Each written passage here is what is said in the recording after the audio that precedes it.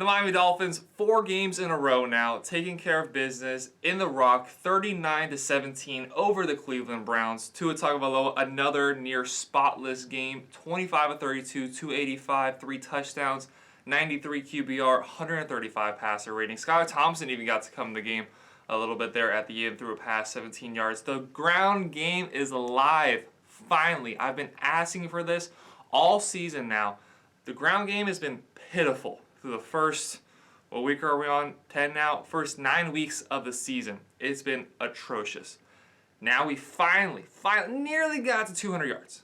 We nearly got to 200 yards on the day. Jeff Wilson, the newest Miami Dolphin in the ground game, 17 carries, 119 yards, and a touchdown. Raheem Mostert also got in the end zone, 65 yards, and a touchdown.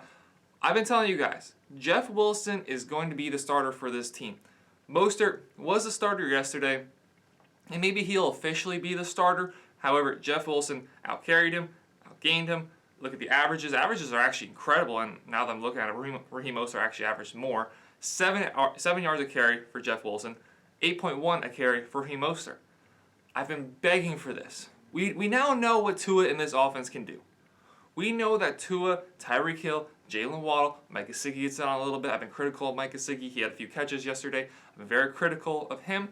But the passing game, we know is going to be there. Waddle, 4 catches, 66 yards. Trent Sherfield, 4 catches, 63 yards and a touchdown. Alec Ingold got in the end zone. Tyreek Hill got in the end zone, 44 yards. We know that game's going to be there. We know the passing game's going to be there. We see Tua now in MVP conversations. Being at the game yesterday, there was MVP chants that struck up multiple times. And I don't want to get that giddy. I'm just happy with the pressure being taken off Tua's shoulders. I don't need to see him in the MVP conversation. If he wins it, and if he's in the conversation in general, cool, that's wonderful. I don't need to see that to feel validated about how my opinions have been about Tua over the last few seasons. I was a little critical of him when he deserved it. His first season where he didn't do anything special at all last season. At the end of last season, I said maybe we should move off of him. There's been points where criticism has been warranted. However, we are now seeing the quarterback that Tua can be given a little time. This offensive line has been developing very well. You gotta love to see it. You gotta love to see it from this offensive line. The ground game, that it shows how the offensive line has grown over the past few weeks. The past few weeks, we've seen this ground game really take hold. Getting Jeff Wilson has been a big addition to this Miami Dolphins rushing attack. And now we saw put it all together. We saw Tua play very well. 90-plus QBR. We saw the ground game, 200 yards. We didn't even necessarily see that extraordinary of a game from Tyreek Hill, from Jalen Waddle. We didn't necessarily see that, but we still got it done. And now it begs the question, is this a Super Bowl team? Is this a Super Bowl team? That was a Super Bowl performance. That was a Super Bowl level performance that we certainly saw yesterday, but is this a Super Bowl team? And my answer to that is, why not? Why wouldn't this be a Super Bowl winning team? You have all the aspects on the offensive side of things. We'll get to the defense in a second. Defense has been a struggle all year round. We see the ability now to run the ball, which has been missing all year long. The ability to run the ball has been missing all year long. Tua has been the one consistency when he's played, when he's been healthy. Tua has been the one consistency.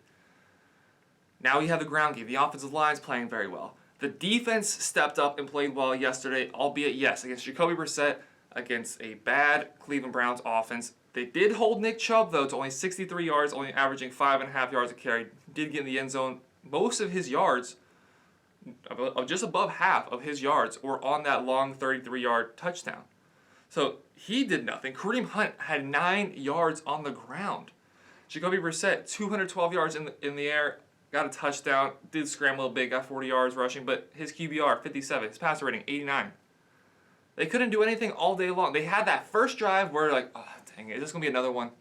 Because we've seen it now time and time again, week after week, that the Miami Dolphins, they come out so dominant on offense, and then the defense has its struggles. The defense can't hold together these bad teams. We saw what happened with Justin Fields running all over us. The Detroit Lions gave us a scare. The Pittsburgh Steelers gave us a scare. Yesterday, they did what they were supposed to do. They focused on Nick Chubb, again, only allowing 5.5 yards of carry. Over half of his yards were on that one touchdown run.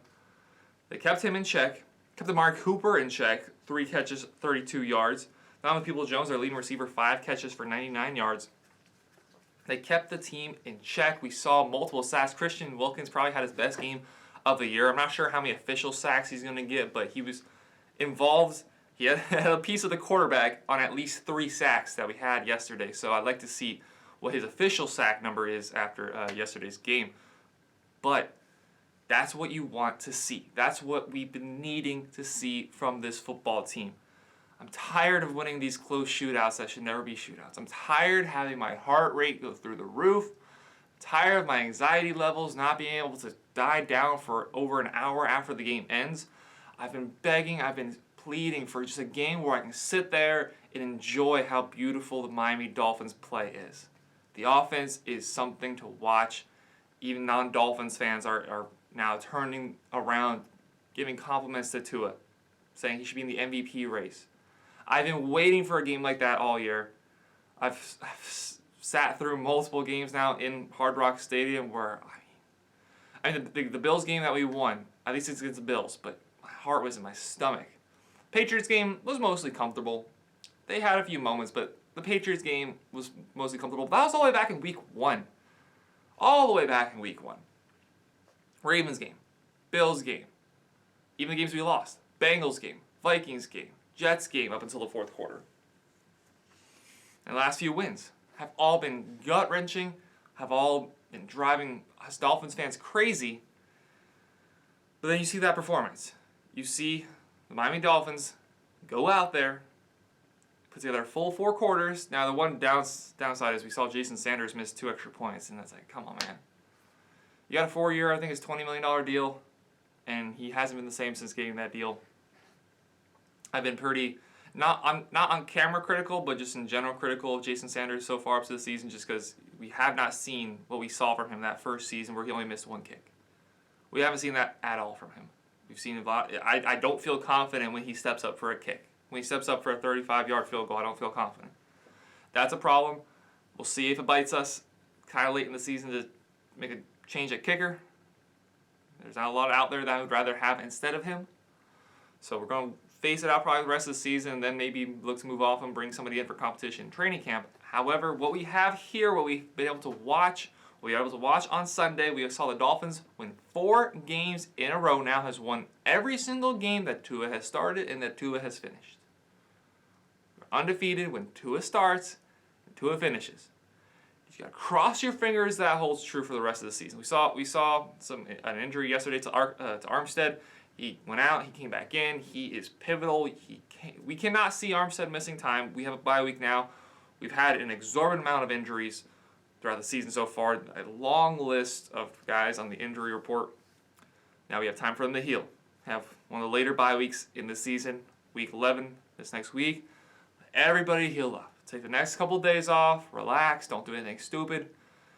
Then get back to training and get back on the winning side of things, because on the other side of the break, we have another layup game that you have to win. We came into this little streak, this 4-game winning streak, saying we have to win all 5. We've won 4 out of the 5 so far. Well, we're 4 out of 4. We got 1 more left. That's the Houston Texans. Houston Texans are an embarrassment to the NFL, worst team in the league. That is a team that I want to see a similar performance that we saw yesterday. I want to see us put up 30, 40, 50 points against the Houston Texans. And I don't even want to see us allow 17 points. And then going into a team I'm going to talk about later on this show, going into that game against the San Francisco 49ers. Very similar approach. We have the better quarterback. After watching Sunday Night Football yesterday and seeing what Jimmy Garoppolo does well and watching him go out there and try to do it, we have the better quarterback. I feel very confident that. I feel Tua is actually the quarterback that Kyle Shanahan has been looking for all these years. It only took his assistant coordinator, his offensive coordinator to go over to another team to be able to get that quarterback, because that is Tua and his 49ers team, that's winning the Super Bowl. That team is winning the Super Bowl. That team is with a worse version of Tua right now, Jimmy Garoppolo, who is inconsistent. If they had Tua, I feel a lot more comfortable about them. I still feel really good about the 49ers. We'll talk about them again later. But Tua, the Miami Dolphins, 39-17 over the Cleveland Browns, 4 games in a row. That's some Super Bowl level winning.